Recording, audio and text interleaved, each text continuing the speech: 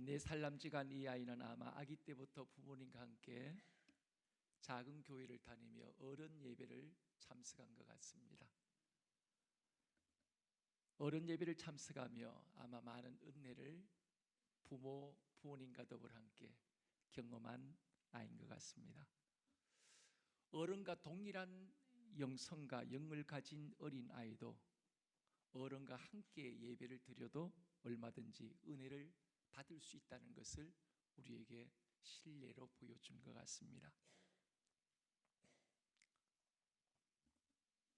오늘 왕의 오심을 준비한 사람들은 한결같이 하나님과 함께한 사람들이었습니다. 하나님은 사람을 통해 언제나 일하시고 사람을 통해서 역사하시고 사람을 통해서 언제나 기적을 언제나 베푸시고 이루십니다.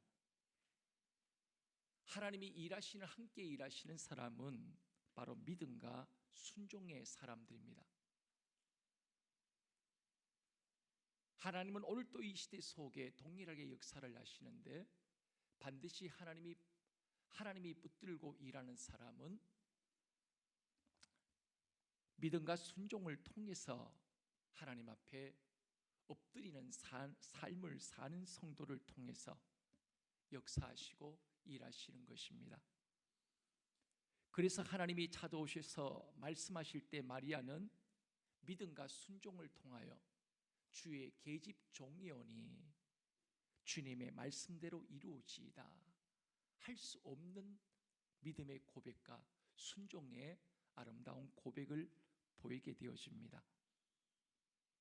그리고 주의 사자의 분부대로 순종했던 요셉을 통해서 하나님의 아들 예수 그리스도가 우리와 함께 하시기 위해서 임마을 되신 예수님이 이 땅 가운데 역사 속에 오실 수가 있었습니다. 오늘 시간은 마리아와 요셉의 관점이 아닌 그들이 믿음과 헌신된 목숨 건 헌신의 결과로 주어진 예수님이 임마누엘로 이 땅에 오실 수 있으셨던 임마누엘에 대한 이야기를 함께 여러분과 함께 나누고자 합니다.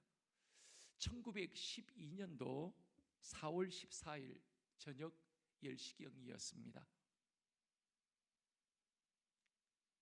대서양 한가운데를 지나가고 있던 큰 배가 세계 최대의 호화 여객선이었던 5만여 톤의 타이타닉호가 대서양 한가운데서 큰 빙산에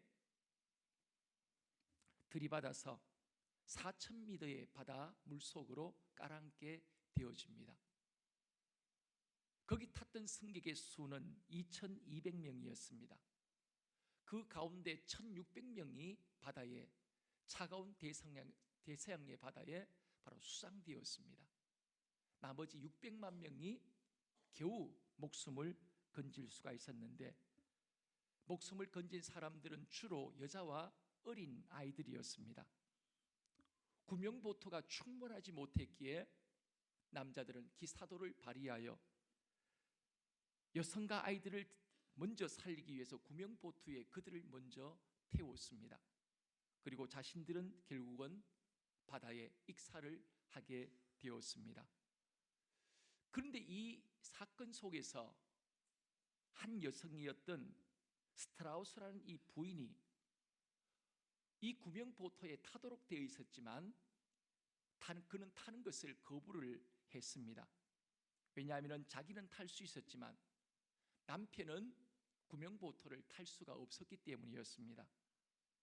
그래서 이 스트라우스 부인은 구명보트를 타라고 종용하는 주변의 사람들의 말에도 불구하고 그는 사람들을 향해서 이렇게 이야기를 합니다.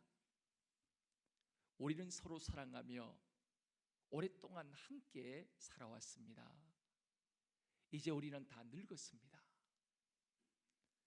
지금에 와서 남편을 따라 나만 살겠다고 어떻게 그럴 수가 있겠습니까? 저는 남편과 함께 저도 함께 죽음의 길을 선택하려고 합니다. 그리고 남편의 손을 잡고 함께 죽음의 길을 떠나게 되었습니다. 여러분, 세상에서 가장 귀중한 선물은 함께하기 위하여 자신의 가장 소중한 생명을 상대방을 위해서 내어주는 일입니다. 사랑은 함께하는 것입니다. 함께 할 수 없는 사랑과 함께하는 것, 이것이 바로 진정한 사랑인 것입니다. 함께하면 죽을 수밖에 없습니다. 함께하면 불이익을 당할 수밖에 없습니다. 함께하면 고통을 당해야 합니다. 그러나 사랑하기에 기꺼이 사랑하는 사람과 함께하는 것, 아무리 어렵고 절망스러운 상황과 힘겨움이 다가온다 할지라도 마지막까지 사랑하는 사람과 함께하는 것, 이것이 바로 진정한 사랑인 것입니다. 오늘 본문은 죄인인 인간을 뜨겁게 사랑하시는 하나님의 사랑을 우리에게 너무나도 잘 보여주시고 있습니다. 요셉은 자신도 모르는 임신을 한 약혼녀였던 마리아와 소문 없이 정리를 하고자 합니다. 어떤 남자 같으면 동네방네 떠들고, 그래서 자신의 약혼녀의 그 모든 잘못됨을 다 들추어서 그 당시에 만일 남편 모르게 임신을 하게 되어지면 공개 채용을 당하게 되어 있습니다. 마을 중심으로 끌어내서 남편이 먼저 돌을 들어 그 여성을 향해 돌을 내리친 다음 나머지 모든 온 동네 사람들이 돌로 때려서 죽이는 아주 무서운 법이 그 당시에 존재를 했습니다. 그러나 요셉은 그렇게 하지 않았습니다. 그때 상황을 19절 말씀 현대인의 성경으로 여러분들에게 한 번 더 읽어드리겠습니다. 그러나 의로운 사람인 약혼자 요셉은 마리아를 부끄럽게 하고 싶지 않아서 남몰래 파혼하려고 마음먹었다. 공동번역 성경은 이렇게 표현합니다. 마리아의 남편 요셉은 법대로 사는 사람이었고 또 마리아의 일을 세상에 드러낼 생각도 없었으므로 남모르게 파혼하기로 마음먹었다. 이렇게 표현하고 있습니다. 그날 밤 요셉은 아마 이렇게 마음은 먹었지만 수많은 갈등이 요셉의 마음을 어지럽혔을 것입니다. 수많은 번민에 잠겨서 고민 가운데 뒤척이다가 겨우 잠이 드는데 꿈속에서 여호와의 사자가 주의 사자가 나타나서 꿈을 통하여 그에게 이렇게 말씀하십니다. 그 말씀이 20절 말씀입니다. 20절 말씀부터 제가 다시 한번 현대인 성경으로 한 번 더 읽어드리겠습니다. 요셉이 이 일을 곰곰이 생각하고 있을 때 꿈에 주님의 천사가 나타나 이렇게 말하였다. 다윗의 후손 요셉아, 마리아를 아내로 맞아들이는 것을 주저하지 말아라. 그녀가 임신한 것은 성령으로 된 것이다. 마리아가 아들을 낳을 것이다. 그의 이름을 예수라고 불러라. 그가 자기 백성을 죄에서 구원할 것이다. 이 모든 일이 일어나게 된 것은 하나님이 예언자를 통하여 말씀하신 예언이 이루어지도록 하기 위해서였다. 처녀가 임신하여 아들을 낳을 것이며 그의 이름을 임마누엘이라 부를 것이다. 임마누엘은 하나님이 우리와 함께 계신다는 뜻이다. 요셉은 잠에서 깨어나 주님의 천사가 일러준 대로 마리아를 아내로 맞아들였다. 이렇게 오늘 말씀 속에 표현하고 있습니다. 임마누엘, 임은 함께라는 말입니다. 마누 하면 우리와, 엘은 하나님을 표현합니다. 하나님은 우리를 죄에서 건져내고 버려두신 분이 아니라 우리와 더불어 일평생 우리와 동행하시고 영원토록 우리와 함께 하시는 하나님이십니다. 원래 이 말씀은 이사야 7장에 나오는 말씀인데 유대왕 아스 왕 때 바로 북왕 베가왕과 아람왕의 공격으로 온 백성이 공포에 사로잡혀 있을 때 하나님께서 특별한 징조로 그 백성과 함께 하실 것을 언약을 통하여 예언하신 말씀이었습니다. 하나님이 우리와 함께 계시다. 이 임마누엘 속에 우리를 향한 하나님의 모든 사랑이 다 담겨져 있습니다.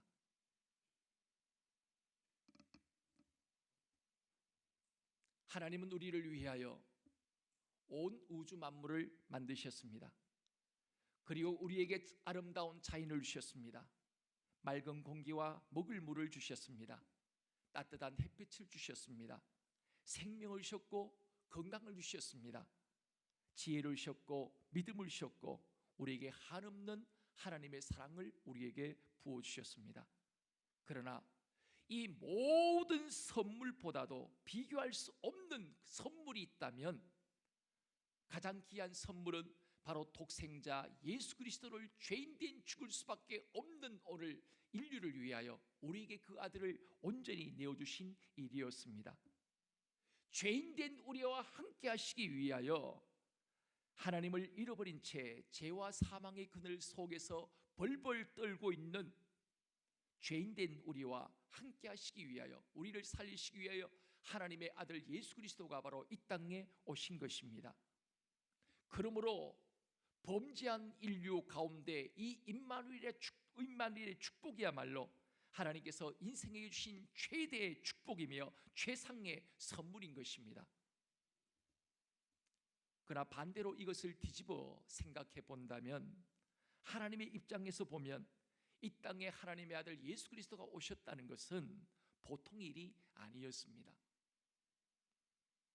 그것은 하나님의 나라의 영광을 버린 일이었습니다. 낮아진 것을 의미하고 자신의 모든 것을 포기하는 것을 의미하는 일이었습니다. 그리고 자신의 생명을 온전히 죄인된 우리를 위하여 내어주는 일이기도 했습니다. 그래서 주님은 우리와 함께 하시기 위하여 자신이 치러야 할 대가에 대하여 이렇게 주님은 끊임없이 말씀하시고 있습니다. 요한복음 10장 11절 말씀 속에 나는 선한 목자라 내가 내 양을 알고 나도 내 양을 아는 것이 아버지가 나를 아시고 내가 아버지를 아는 것 같으니 나는 양을 위하여 목숨을 버리노라. 그리고 요한복음 10장 18절 말씀 속에 계속해서 주님은 말씀하십니다. 아버지께서 나를 사랑하신 것은 내가 다시 목숨을 얻기 위하여 목숨을 버림이라. 이를 내게서 빼앗는 자가 있는 것이 아니라 내가 스스로 버리노라. 나는 버릴 권세도 있고 다시 얻을 권세도 있으니 이 계명은 내 아버지께서 받았노라. 여러분, 이 말씀 속에 계속 강조되어지는 말씀이 바로 무엇입니까? 바로 버린다는 의미입니다. 버린다는 말씀입니다. 주님은 우리를 위해서 모든 것을 다 버리셨습니다. 비우셨습니다. 우리의 구원을 위하여 자신 스스로 죄인의 모습을 입으시고 이 땅에 오셨습니다. 하나님의 아들 예수 그리스도는 죄로 말미암아 더러워진 죄인된 우리를 더러워하지 않으셨습니다. 욕하지도 않으셨습니다. 오히려 우리를 용서하시고 있는 그대로의 모습을 받아주시고 사랑해 주셨습니다. 그리고 하나님의 자녀인 새로운 피조물로 우리를 만들어 주셨습니다.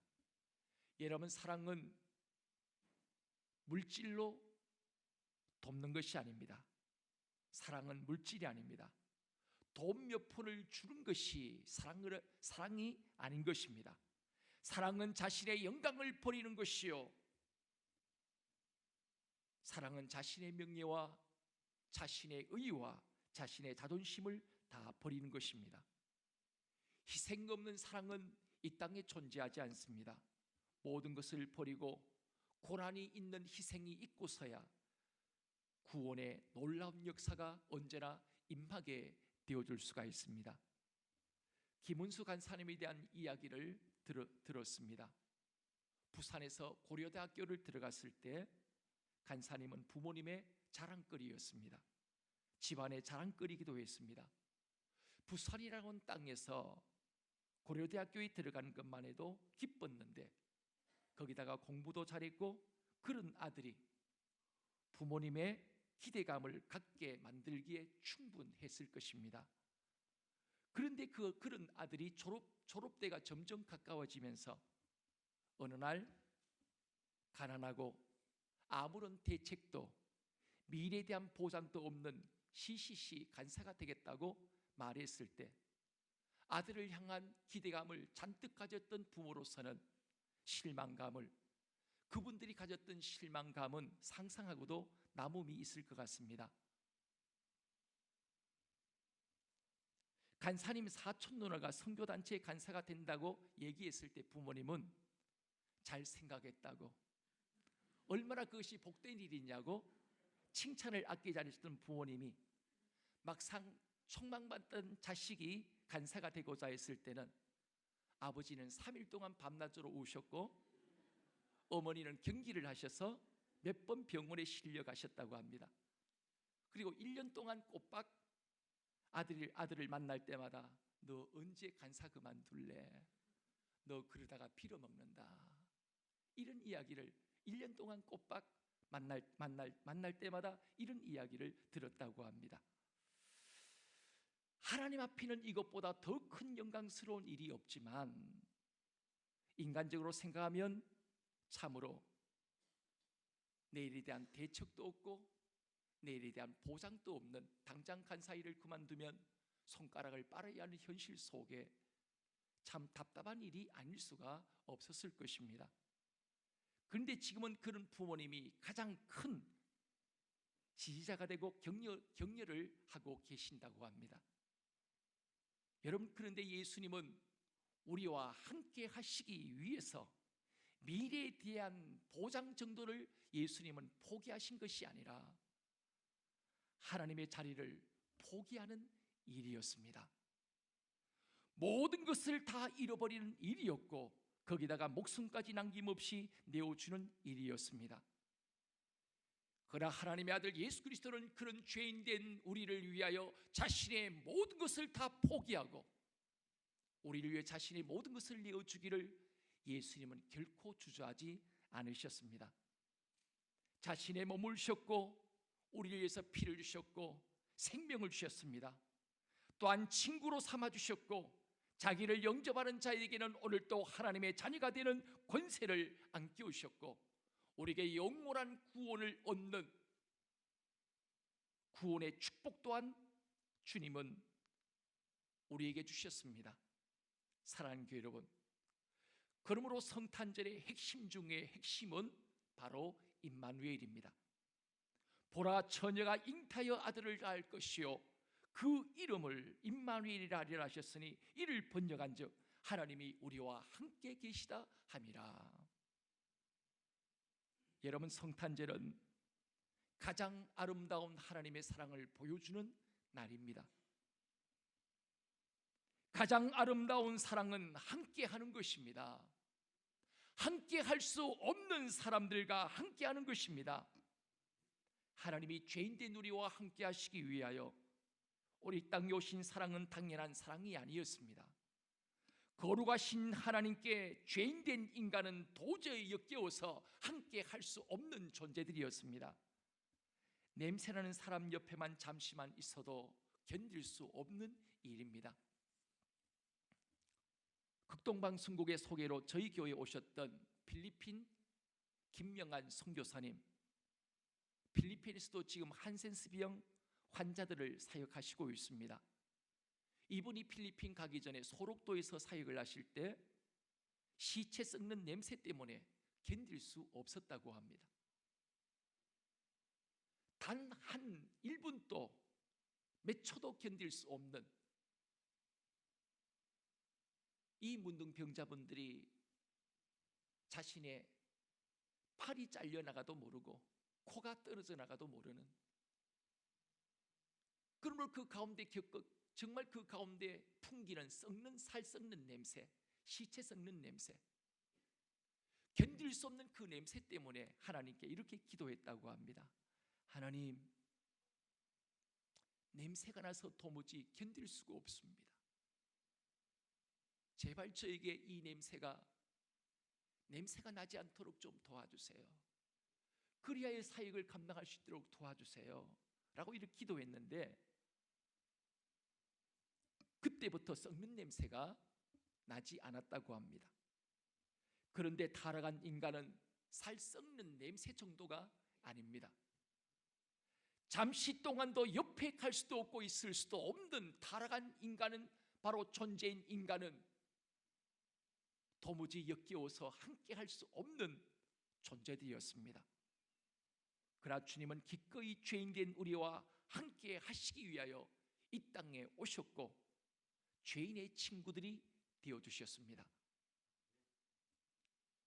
그러므로 이제 여러분과 저의 인생은 혼자가 아닌 것입니다. 내가 믿었던 모든 사람들이 다 떠나고 난 그 가운데서도 마지막까지 영원토록 우리와 함께 하신 분이 계십니다. 바로 그분은 곧 예수 그리스도이십니다. 마지막까지 내 곁에 남으셔서 나의 눈에서 눈물 닦아주신 분이 계신데 그분이 곧 예수 그리스도이십니다. 히브리서 13장 5절 말씀 속에 주님은 이렇게 말씀하십니다. 내가 결코 너희를 버리지 아니하고 너희를 떠나지 아니하리라. 그렇습니다. 힘들 때마다 마음에 계시고 내 인생의 옆에, 고달픈 인생의 곁에 계셔서 우리를 위로하십니다. 절망의 상황 가운데서도 우리에게 소망으로 다가오셔서 우리를 새롭게 일으켜 주십니다. 삶의 모든 기대감이 무너진 그때도 우리를 찾아오셔서 오뚜기처럼 새롭게 오늘 우리의 인생을 일으켜 주십니다. 이제 주님이 우리와 함께 하신 것처럼 이제 우리도 함께 하시는 주님과 동행하는 삶을 살아야 합니다. 맨날 예수님만 우리와 함께 하기를 우리가 기대하는 것이 아니라 오늘 또 나와 임마누엘로 동행하시는 그분과 더불어 내가 함께 그분의 기쁨이 되어지고 그분의 영광이 되어지기 위하여 우리도 오늘 또 그분과 함께 동행하는 성도의 삶을 우리는 살아야 하는 것입니다. 그리고 이 땅에 위로가 필요한 절망 속에 있는 사람들에게 다가가 임마누엘 되신 주님을 증거하고 선포해야 합니다. 형제님, 자매님, 당신은 혼자가 아닙니다. 주님이 오늘 또 당신과 함께 하십니다. 비록 절망과 아픔이 있지만 주님은 결코 당신을 버리지 않으셨습니다. 오늘 또 주님은 당신의 손을 잡고 계시고 당신의 배후에 내 육의 눈으로 보이지 않지만 내 삶의 배후에 보이지 않는 그분이 오늘 또 역사하시고 당신의 손길을 붙들고 계시고 함께 하십니다.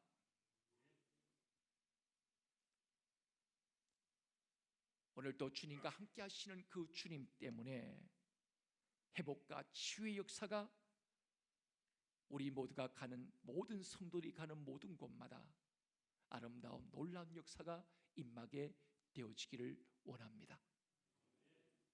오늘 주님은 우리와 더불어 함께 하십니다.